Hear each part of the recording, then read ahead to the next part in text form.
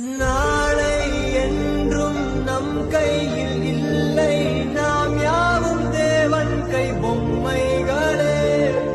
என்றால் கூட போராடு நண்பா, என்றைக்கும் தோற்காது உண்மைகளே. செங்கோட்டை பொன்னில்லாமல் ஓடு, கோடு தேடி வரும் உங்கள் வாழ்வு. டேய் மச்சான், நான் யூடியூப்ல வீடியோ போட்டிருக்கேன், எப்படி இருக்குன்னு பார்த்து சொல்றா. பார்த்தேன், ஒரு வீடியோவும் நல்லா இல்ல. நீ என்ன எதுக்குடா வீடியோ பண்ற?